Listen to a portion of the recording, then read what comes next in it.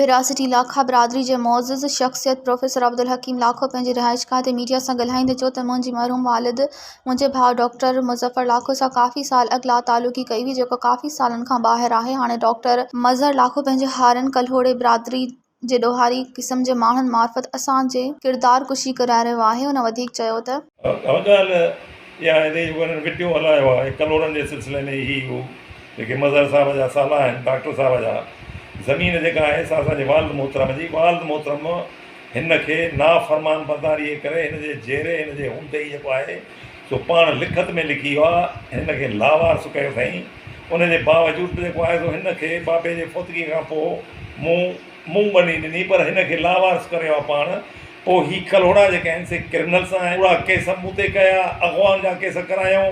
मज़हर साहिबु डॉक्टर साहिब जा जेके साला आहिनि उन्हनि जेको आहे सो ज़ाहिद हुसैन ऐं पंहिंजो एजाज़ ऐं सजाद इन्हनि जेको आहे सो उन्हनि खे इस्तेमालु कयो मुंहिंजे ख़िलाफ़ु। अॻवा जो मुंहिंजी 75 ईयर्स एज आहे ऐं अॻवा जो मूं ते केस जेको आहे सो करायो, जेको पुलिस में रिपोर्टुनि में ॿियनि में टियनि में जजनि में जेको आहे 491 कार्रवाई कयूं, उते कूड़ो थियो। 22 AB हलायूं, उन में कूड़ा थिया। उन खां पोइ पंहिंजे ख़ौफ़ में जेको आहे सो हलिया विया आहिनि, न को असां लॾाया आहिनि, न को असां कुझु हुननि खे जेको आहे सो अञा हिन महिल ताईं कया आहिनि। पर हिननि जेके हरामपायूं कयूं आहिनि उन लाइ जेको आहे सो FIR के पंहिंजो दर्ज के थियूं आहिनि, के थियण वारियूं आहिनि।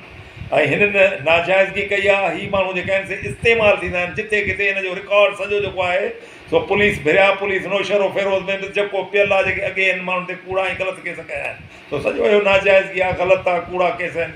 ज़मीन फबाइण जो जेको आहे सो तरीक़ो आहे हुननि जो, छो त उहे जेके इनलाज़ आहिनि हिन जा सो उहे ज़मीन फबाइण था चाहिनि कंहिं तरीक़े सां, ऐं असांखे हैरेस था करणु चाहिनि केसनि जे ज़रिए।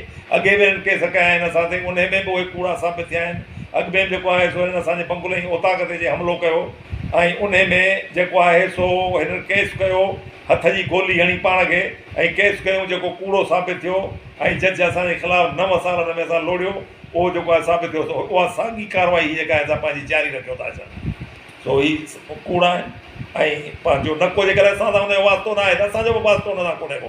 पोइ ही ज़मीन छो थो क्लेम करे त हिन जी ज़मीन आहे, जॾहिं पीउ हिन खे लावारस करे छॾियो आहे, पोइ हिन जी ज़मीन छाजी आहे। मज़ीद ख़बरनि ऐं तफ़सीलात लाइ विज़िट कयो असांजी वेबसाइट www.awamiNewsHD.com ऐं ॾिसंदा रहो अवामी न्यूज़ HD।